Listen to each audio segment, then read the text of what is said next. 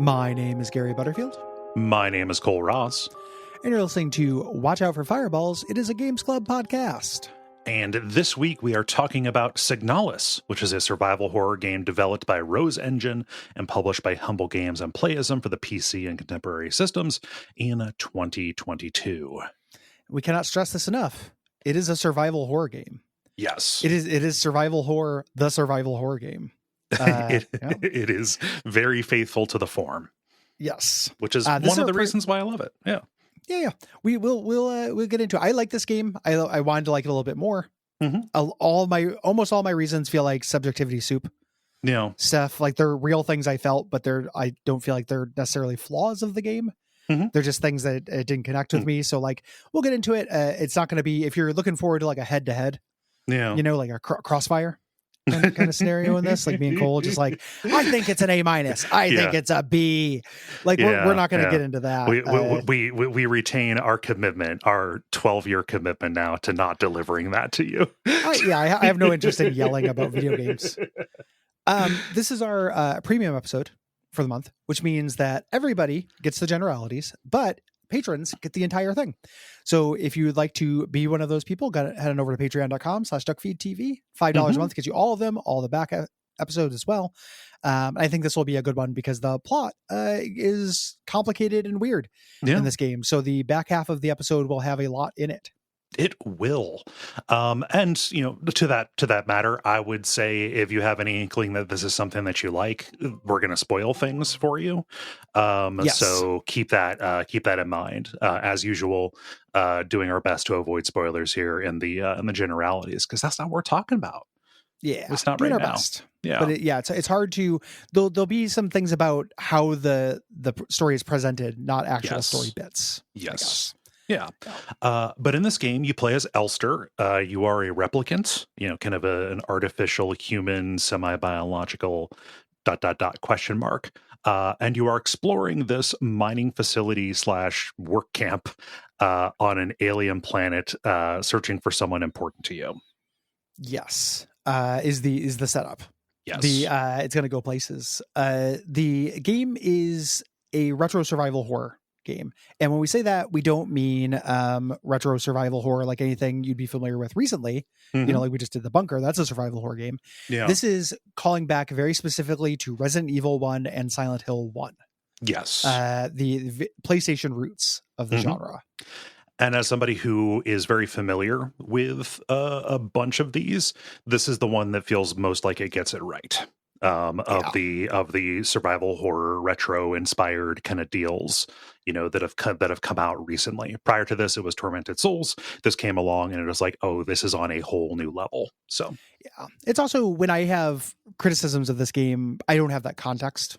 Saying that for your benefit, but then also for listeners, like I am speaking from my limited perspective. I'm not comparing this to Tormented Souls. I'm comparing it to Resident Evil 1. Mhm. Which it can be an unfair comparison because that's a genre maker. That's your point of kind of reference. thing. Yeah. But it is my point of reference, right? Mhm. The major deviation between those games and this game is this plays from a top-down perspective. This kind of 2.5D, it is rendered in the low poly PlayStation 1 models, Mhm. but it is overhead. So think Yes. almost like Metal Gear Solid for PS1. Yeah, Metal Gear Solid is a very good point of reference, especially when you see in-engine cutscenes with Yes. the level of detail on the face and kind of the animation and acting that is going on. Yeah, and I believe that this is a very good-looking game. I, in the past, have had a lot of reservations about the style of let's take low poly models and then run them through like a retroizing like pixel filter kind of thing. Yeah. I've always found that feels swimmy. It feels unsatisfying. Kind of makes me sick a little bit. It's one of the things that makes me a little bit hesitant about a short hike. Similar deal there. Yeah. But I think this gets it about as right as it can. This has a very striking look. It's really interesting because the art style is not consistent throughout the game. So Right. like when you're playing the game, I agree with you. Like when you're actually in action, the game almost has like a mixed media approach to its aesthetics. Mhm. There are a lot of overlapping and different textures and using different levels of fidelity Mhm. for things. And these, depending on which one is using it, works for me. So Yeah. like in game looks great. I think Yes. that's, I would 100% agree with you. And then it will cut to like a dodgy portrait or a dodgy like collage Mhm. kind of thing that I like a lot less. Mm. So it ends up being a thing where like the actual play, I like how it looks in a retro way. Yeah. The overall aesthetic presentation feels a little Nine Inch Nails video to me at points. Mm. Like let's hit the weird lever and then just make a bunch of German words pop up. Oh, yeah. Like there's a little bit of that pops up. And again, that when I talk about subjectivity soup, that's going to be somebody's favorite thing about this. Like somebody's going to be like, oh, that's fucking awesome. I love how that made me feel. For me, it just didn't, it felt like somebody pulling a lever. Yeah. To me. I'll be the person who comes out and says I adore the aesthetic of this, the mixed media, kind of look to it, the kind of typographical stuff that it is doing, and then close ups on these low poly kind of things. Yeah, I will be the person who says, yeah, this rules. The low poly close ups I like a lot more than the portraits. Yeah. The portraits feel a little too simple and cartoony for me to like fit in. Yeah, but I wish they had noses. This is so the mining facility in this is full of these replicants with a K. These have been mutated, and these are your enemies throughout the game. They're different classes of person or not person, robot, and it signifies what type of monster they're going to be. Yes. Yeah. The top down works in with this. And this is to a small degree kind of a stealth game. You can make your way around through a lot of scenarios without aggroing anyone. You just have to, move quietly and stay out of sightline and stuff, which I think is a nice touch and would not be possible if this was presented in a different way. That part reminded me a lot of Resident Evil 1 in that like you have to like juke enemies. Yes. Like you can stay stealthy, but you don't want to fight everybody. You're not given enough resources to fight everyone. Mm-hmm. You don't want to. Yeah. You can. You get guns in this. It takes time to aim these. You do kind of lock on. It's almost like a dual stick kind of thing. I play this on the Switch. You aim with that, and then your reticle will get smaller to show how accurate you're going to be. Yeah. Enemies who are killed come back to life if you don't burn them. This is one of like several. There are a lot of things in this. Something that makes me felt uneasy about this, and we're not on the same page here, I don't think, but it's okay. I just gotta say it. Not expecting to convince you or anything. There are a lot of things in this that are directly pulled from old survival horror games that made me feel a little weird. So it's just remake. The enemies are just remake. You have flares. It's a limited resource. You set them on fire if you don't want them to come back.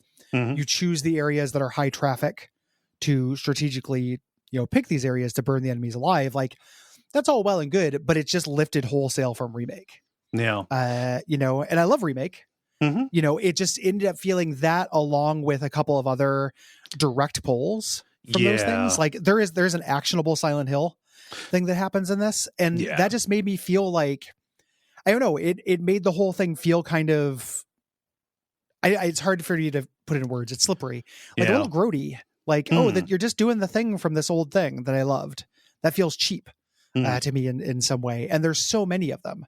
Like, it's a lot of just conventions. It reminds me a little bit of like when we were talking about Dredge and how Dredge was like taking a lot of mini games from other stuff and just kind of compiling them.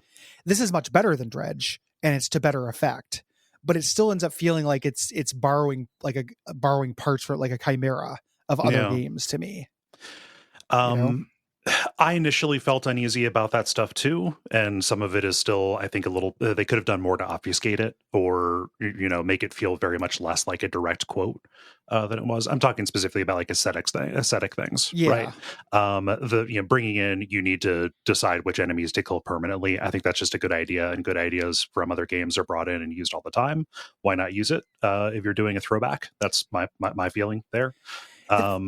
It's just the preponderance of throwbacks, I think. Yeah. If it wasn't, if there was like one element added on top of a thing, but this ends up feeling to me like its identity comes entirely through its storytelling and presentation, not through its mechanics. The aesthetic quotes, I was cool on the first time that I played, but having come back to it and being, and having the context for like how those are brought in and how they show up, it is still very obvious. And I wish that they obfuscated it a little bit more, elaborated on it. But I can appreciate like that it was put there with intentionality, and it is not entirely meaningless. It is not doing just like a Stranger Things.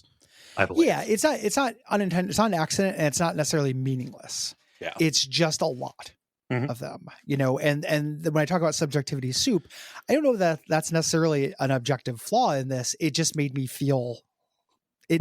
There are a lot of a push pull was my experience with this, where everything that pulled me in, something else pushed me away. I felt kept at arm's length with this game. Yeah, and that's like one of the things. So I'm not going to harp on them through the whole episode or anything, but I got to point them out when they pop up. Another thing that is brought over that I think is very canny is the emergency use items that you get. You find tasers, stun guns that you can deploy when you get in a grab, which is good.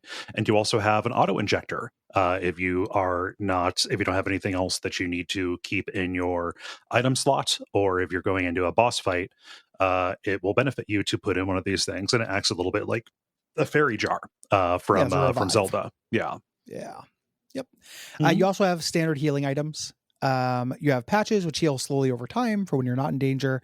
Fast acting foam injectors for when you are in danger. And you can mix the two to make super foam. Yeah, you can make mega foam. Love super foam.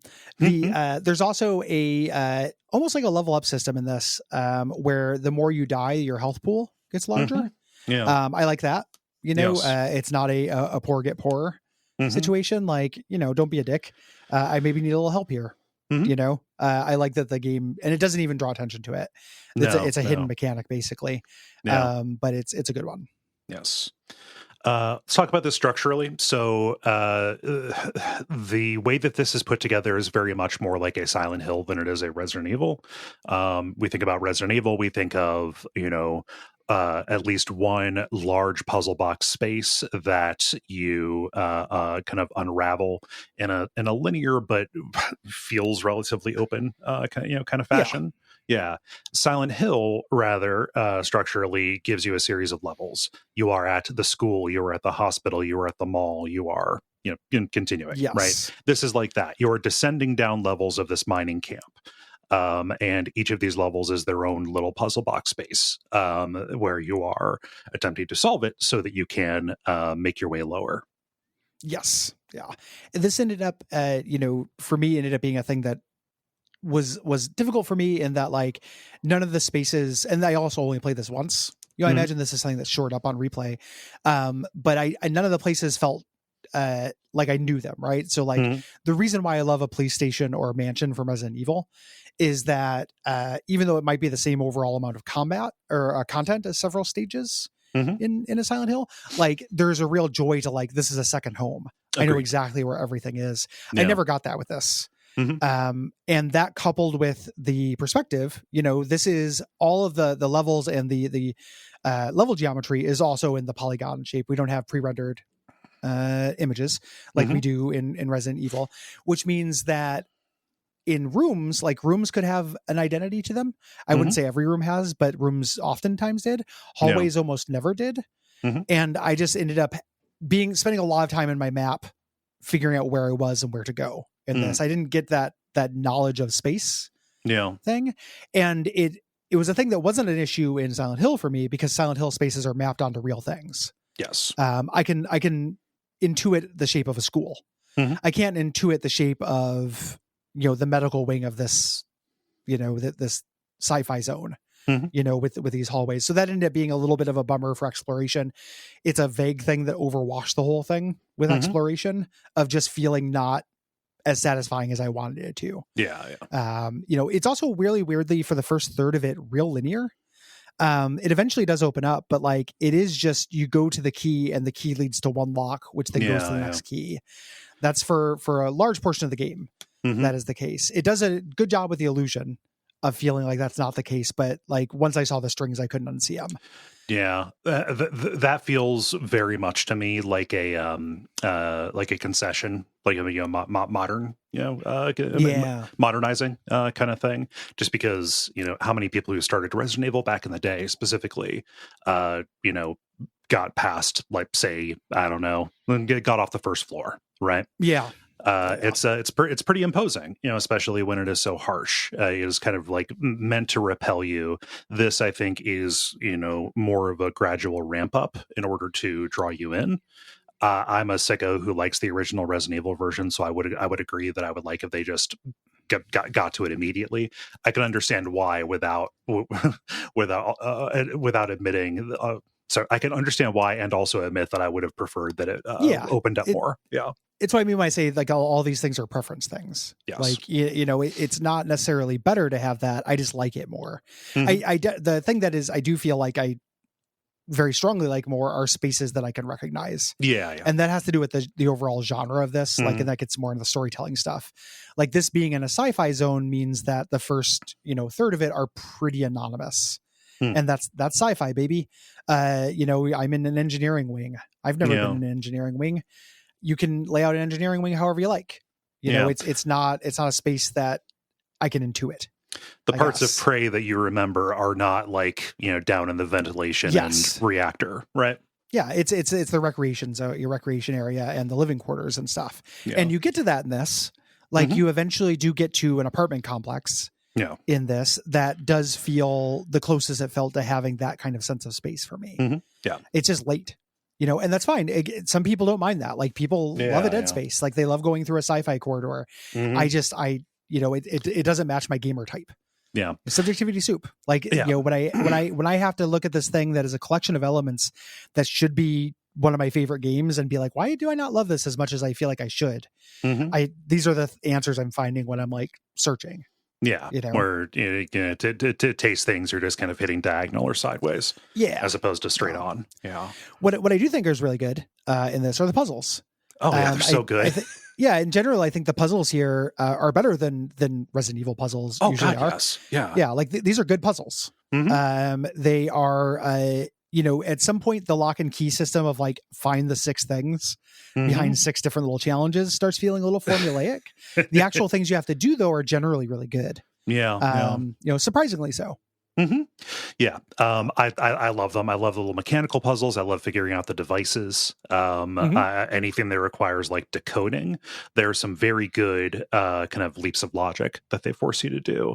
And they also understand like what is a good puzzle and what is not. Like when they decide to throw the move the water between the vials at you, they've got it there. If you fucking hate this, we've got the solution written down. I just wish they had cut that though. I wish they had cut it too. If they just told you how to do it, like that made me feel crazy. It's like, what are you doing? Like, you don't just put the solution for the puzzle in there. Yeah. Like we have a code. It's the brown bag from The Wire. You don't know that there's liquor in there. You know that I could just go up and look this online, but you don't pretend like we don't say it. It's just like, why didn't you just switch this with a different puzzle? They generally don't. Generally they're much better than that, and they don't do that. Yes. Yeah, a big exception.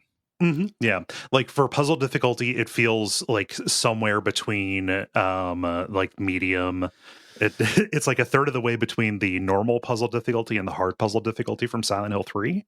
Mm-hmm. You know, Yeah. without requiring really any external knowledge like Silent Hill 3's puzzles do. Yeah. A big part of this, largely for puzzle solving, but for other things as well, is a radio implant that you get that allows you to turn to radio frequencies in the facility. There are a number of stations. They'll provide codes that you can use. This is also just used in a lot of different puzzles here. Yeah. And also used in combat, weirdly enough, in a real clever way with my favorite enemy in the game. Yeah. I'm glad you like the Calibris. Yeah, I think it's great. I think it's really cool. Like, there's a lot of stuff I like. I know it's going to sound like a dislike, but it is a 1-for-1 push-pull thing for me. Yeah. So there are definitely things pulling me in. Something that is very divisive about this game, and I want to hear how you feel about it, is the inventory limit. You only have 6 slots. And you're going to be making lots of trips back and forth to save rooms, item boxes, things like that. It is like playing Resident Evil 1 with Chris. Yes. I think I like this in spirit. I wish it was a little bit less harsh. I would fix this by having your equipped weapon and your like things like the eyeball. You can get what this ended up doing practically is change how you play in a way that also precludes choice. And I'll explain what I mean by that. Like, the idea is, so for example, I almost never took healing items with me. Right. I could, but it never worth it. Because I would just end up having to make so many trips back to rearrange things in the fridge. I just used item boxes basically as healing stations. Yeah. Like, dumped things into them. There's a feeling of this where things like the eyeball that you get, that allows you to take screenshots. That would be a thing that helps you with puzzles. It's not worth an inventory slot. Right. Like, I will just take a picture with my phone and cheat because this thing is too harsh. Why? That's an eyeball. Why can't that be my eye? It feels, the flashlight should be mounted on my shoulder. There are things that are necessary. Like, you think about Resident Evil 1, and then you think about the remake where Chris gets the lighter, and your weapon is in its own separate slot, things like that. Yeah. I think this would have been a lot better with just a bit more loosening. If you made it, doesn't need tons. 8 slots, then it would be then I think it would be Goldilocks, right? Yeah, as opposed 8 to slots, 6, or make certain things not count. Yes. Certain kind of quest items, like certain kinds of because what it does effectively, the idea, it does both of these things. The ideal thing you want is to have to plan your trips. Yes. I'm going to explore. Since I'm exploring, I need to travel light because I need to bring stuff back. I need enough stuff to defend myself. I'm going to plan for that trip. That's great. However, what would happen because of how clunky it is, like, you can't drop things or switch things out. Yeah. There's no Resident Evil 0 things, is you would go longer than you might think without running into a item box. So you can switch things out. And I would run into like 3 plot critical puzzle things on a thing. And all I done was I clicked on a thing and picked up a healing spray, and now I can't pick those things up, so it's too much. It's a deal breaker for some people. I don't think it's a deal breaker. I just think it could be tweaked. One of the most popular mods for this is just 8 items. Yeah. It also is designed to drive me nuts because if you ever complain about this, somebody's going to be like, well, there's a narrative reason why. And no. We're not talking about waffles. Like, they made up the narrative. Just because, but she can only carry 6 things. Don't have you played the game. It was a way to explain it, like, post hoc. Yes. Or, to justify it. That is not the same as it was a good decision. They're not adhering to laws that were actually written. This is a fake totalitarian empire. It is made up. Yeah. Like, they could have been like the law of 8. Bada bing, when people do stuff like that, drives me nuts. So generally I like this as an idea. I just wish it was a little bit more chill. I spent a little bit too much time doing shuttle runs. In this, it does do the big affordance that it gives you is that healing items stack. So, unlike in Resident Evil where, you pick up an herb and that is one of your 8 slots, these will stack up. There's a maximum number you can carry. but that is there. What I ended up doing to adapt to this is understanding that like I didn't necessarily need to carry ammo or health stuff with me because I could requisition it in the field. And as I explored, I started kind of like making a mental note for myself, like, okay, there are resources in the examination room. Okay, cool. Yeah. I know if I am on a run, I can come and get that. I would also go and do just resupply, or like I need to stock up my box. Here's this room that has stuff. I didn't catch it my first time, but I'm just going to do a specific bespoke trip out to harvest that room, because there are also points of no return. Yes. Like there are kind of ways that this specific system as is, I think could have been done a lot better. One would have been to allow you to exchange things in your item. Like Resident Evil 0. The other one would be able to mark. I know, right? I hate it, but have it be optional. Like hey, here's a tarot card, I need it. I just have this extra health spray I picked up more or less because it was there. God, I don't want to make this trip. This sucks. I had to go all the way back and go through these enemies that I spent time and energy juking or resources getting around. Just allow you to swap them. I think that'd be good. The other thing is you should be able to mark things on your map. It does an okay job marking them on its own for some things. But I would really like to be able, I'd really like to be able to like just put a little star next to a room I need to go back to. Basically every survival horror map should be the Resident Evil 2 remake map. Yep. And that ended up playing into the spaces feeling a little bit anonymous to me. They take away the map for like a third of the game as well. That made that very hard. During the part we'll talk about that's spoilery. So there's a couple things that I feel like would have been support struts to make this work a lot better. As is, I kind of respect it as a sicko thing. Like they stuck to their guns. Your endings are determined by your in-game behavior, as in Silent Hill 2, not like choices that you make, but how aggressive are you being? Are you healing yourself? Are you dying a lot? How long has your playtime been? Things like that. And all this is tracked. All of this is tracked on like a histogram on your diagnostic screen, which is mysterious until you realize what in particular it is doing. And it's also, this is other than the super secret ending, which I did not get. I just read about. Well, no. What kind of maniac would do that? It doesn't. I also watched it and didn't answer as many questions as maybe as I would have liked. We talked about the mixed media stuff. Your mileage may vary a little bit for that. Like I like half of it, just like the other half of it. But it's not a jobber thing. It's not phoned in. It's very intentional, very stylistic choice, intentional choice. The music is very classical inspired. Composed by 1,000 Eyes and Cicada Sirens. It'd be really tough. Monster manual. It would be very tough to coordinate 1,000 individual eyes. Yeah, or Cicada Sirens. You resist their song.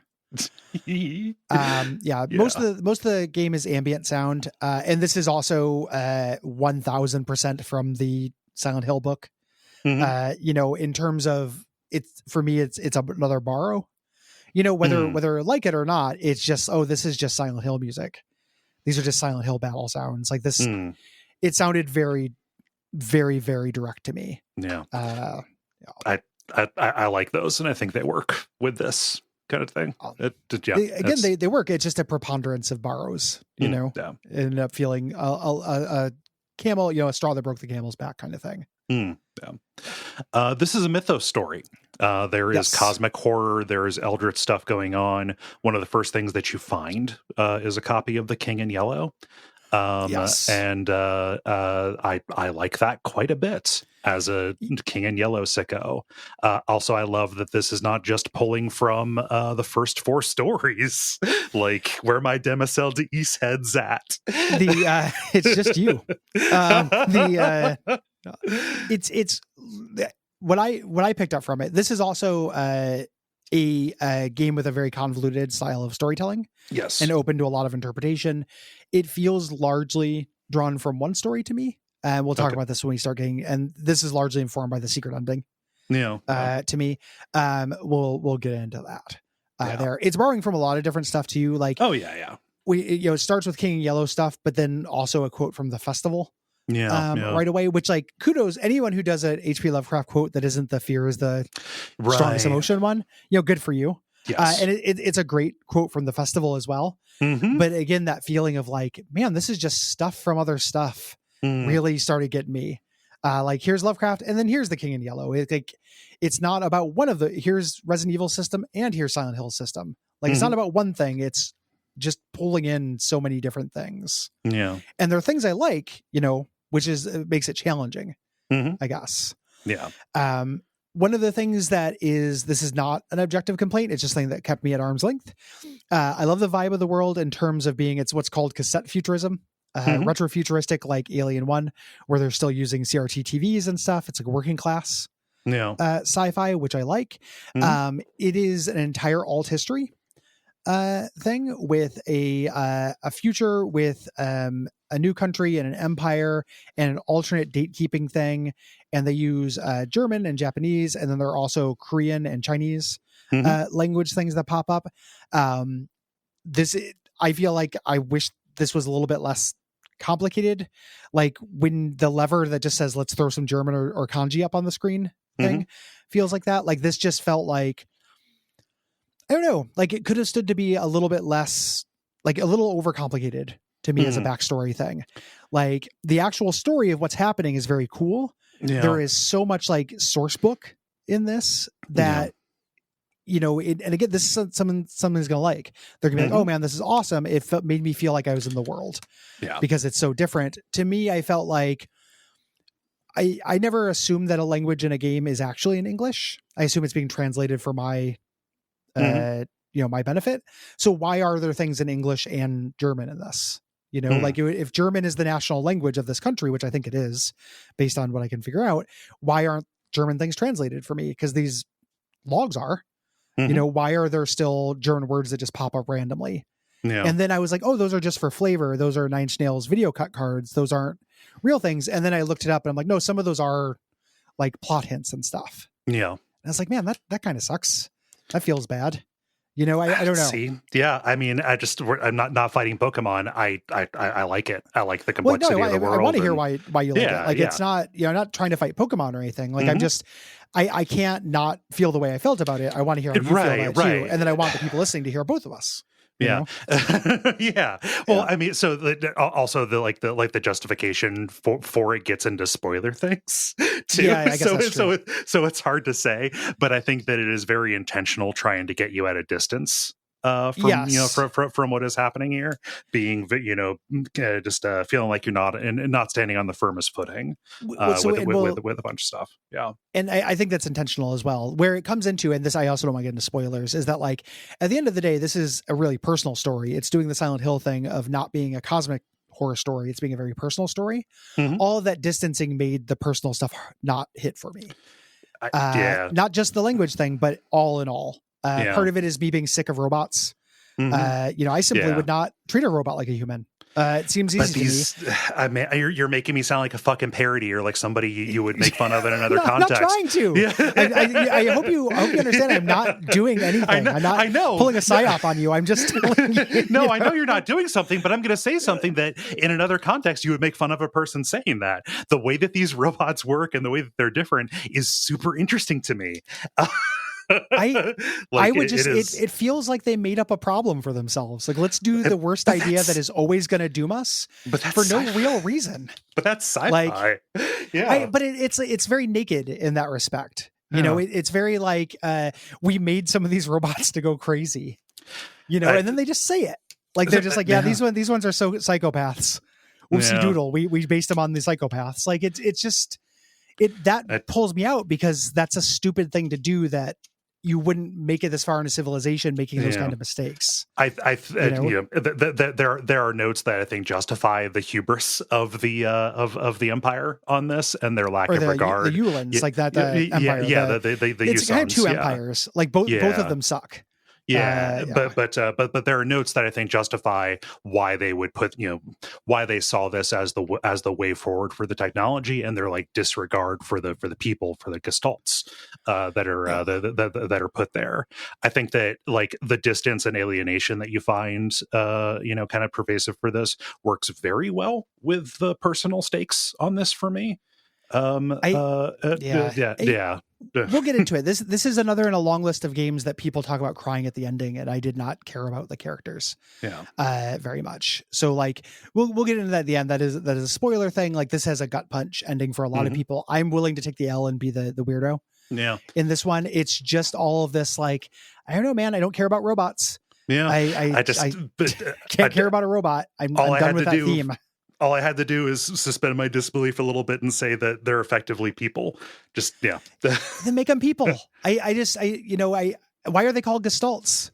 Like there's all this like just weird, unnecessarily complicated thing to this. So I'm spending all this time being like, what the fuck's a gestalt? Yeah. And then you find out they're just humans. And it's like, well, we have a word for that. Everything else is translated. Yeah. Why are you calling them that? Like it's to add a sense of exoticism in a game that is doing that hand over fist to me. And it was a dose makes the poison thing. Yeah. With that. I just, the buy-in was not a problem for me in a way that it sounds like it was for you. Yeah. I had a hard time with those basic kind of premise things. And it leaked into other stuff too. Like not only do I not care about robots, but also it's why we had sci-fi hallways instead of like recognizable spaces. Like it's a weird thing where the basic story of this, I wanted to not be in sci-fi and just have it all be, magic shit, because magic stuff does happen in this. It's not a hard sci-fi story by any means, right? Like there's mystical shit happening here. I would have much preferred that. And it would have, if these were just people, I don't think we would have lost too much. There's one major twist, but we would have had all the rest of the twists in story. And that would have been A-okay with me. But again, that's not criticism. That's subjectivity soup stuff.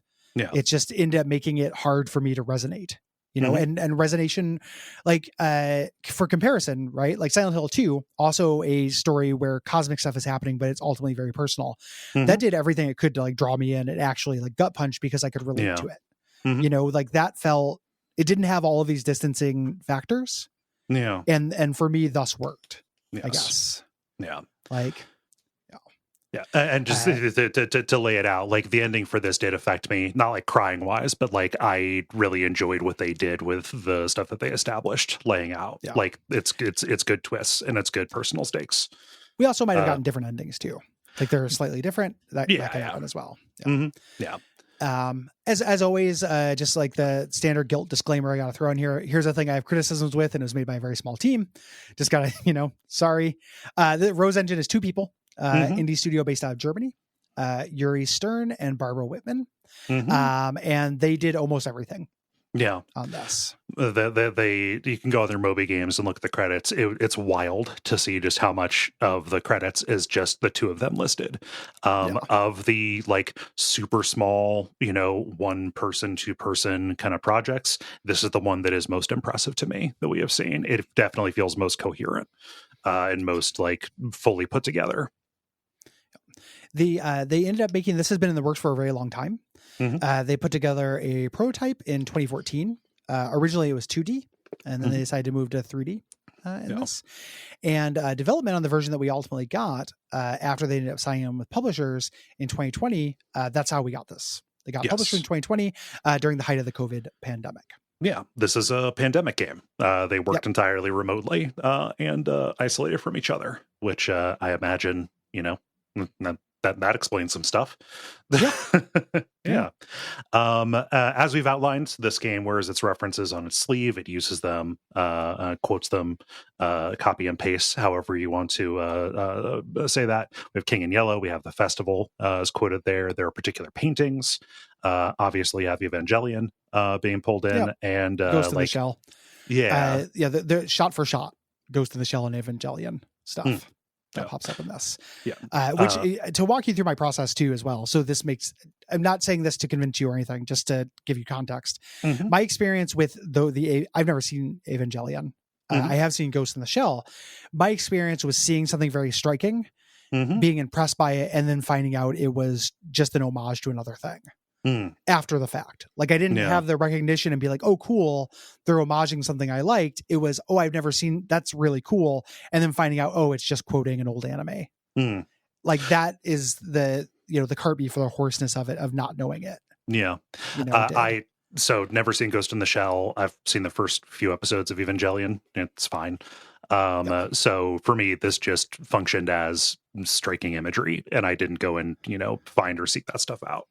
I didn't seek it out. It just popped up when I was looking at reading about the game. Like it's like, oh, it does this. This scene is this, and then I looked at it. I was like, oh, it's that scene. I looked it up, and I was like, oh yeah, it is fucking that. And just ended up again contributing to whatever that feeling is.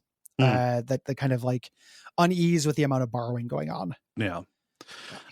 This also, I think, uses like some really good and very well thought through David Lynch stuff. This isn't like wacky, towns David Lynch kind of things. Like this is very specifically looking at, things related to identity, relationship to each other, estrangement, things like that. Think Lost Highway, Mulholland Drive, Inland Empire, kind of stuff. Yeah, definitely tons of Lynch stuff there, and not nearly as directly quoted. Yeah. This is really well received. This ends up, it's on several best game of the year list. Everyone likes it. It pops up in my YouTube recommendations all the time as the new crowning king of survival horror, things like that. Yeah. So. I really enjoyed this when I played it and streamed it. And for me, just as we're kind of getting through generalities, something that we've talked about a lot over the past few years, especially as, new franchises are coming or old franchises are coming back, or, people talk about franchises struggling to be reborn or rebooted, things like that. The idea of letting it die. Right. Yeah. Letting things grow in the ground that stuff once existed in and fertilized. I think that this is a very, very good example of where somebody who thinks, man, I wish that Silent Hill was still around, where you can go. Where you can get, very similar things. Either if if you're down on that, if just like, hey, it's bringing a bunch of stuff in directly, or taken and resynthesized and mixed in with other stuff and with some original idea and with original ideas in order to give you something that feels very similar to that. This is very much in line with the ethos of other stuff needs to come in and kind of pick up the banner. Well, I would throw this at anybody who was like begging for Silent Hill to come back, or any old Resident Evil or old survival horror franchise. Absolutely, and it's the stuff that this does that I do feel like is original that I wanted to see more of is still very Silent Hill like. Like it just because there are parts of it that I feel like are an overly zealous quote. There are also parts that I think are just them evoking the spirit, which is what you want from this, like. Silent Hill can die so this can live is the ideal situation. Even if, this is like a B to me, it's not something that bowled me over. Agreed. Also as a sicko who likes the old school survival horror, like you have an option to do this with tank controls if you want. I didn't because I was on Switch. So it felt a little weird, but you can do this on tank controls, like all of that stuff I want to see come back as well. Even just for sicko reasons. Like if this ends up, the success of this ends up allowing people to take some of those old mechanics and do something that for me either has like a more resonant setup, or is a little bit more inventive with the mechanical parts. I would be a pig in shit. Like if this is heralding a new generation of survival horror, like between this and The Bunker, it's a really hopeful month.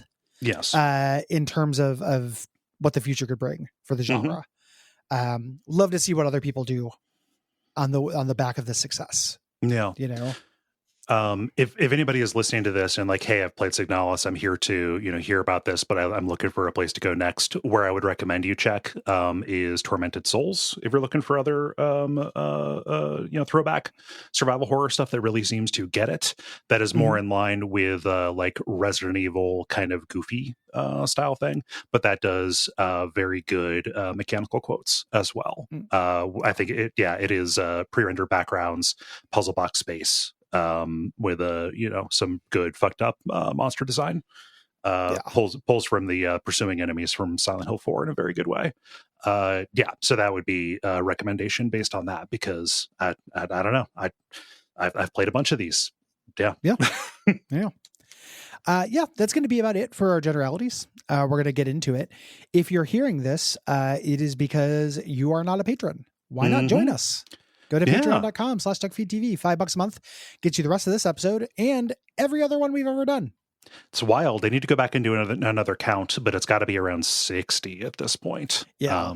Yeah. Yep. So plenty of room if you see fit to come and do that. We aim for generosity. Yes. Is the idea. If you can't afford that, that's A-okay. We'll be back next week with our dispatch. And keep an eye out before the end of the year for our new show, Real Lich Hours, which we've announced recently. Looking forward to getting into that. Yeah. If you have thoughts on Signalis, it is too late as of the time you're hearing this to write in about it. But if you have thoughts on November's games, the deadline for those responses for the dispatch episode is November the 15th. Those games are Sayonara Wild Hearts. We're doing a 2-part episode on Grand Theft Auto 5, and then wrapping up with a premium episode about, The Order 1886. Yes. So November the 15th, Duckfeed.tv/contact. If you have thoughts about multiple games, please write multiple responses. Yeah. And then finally, be on the lookout for announcements about Duckstream. Yes. The early planning stages are happening there. Of course, we're still planning to do it. We got a weekend, 95% nailed down, and we are going to start talking about that soon. Yes. What we have planned. So. Trying to think. Yeah. Thank you so much, Gwen, our producer. We appreciate you, Gwen. We do. Yeah. And I think that's going to be it. So we'll see you next week. Bye-bye.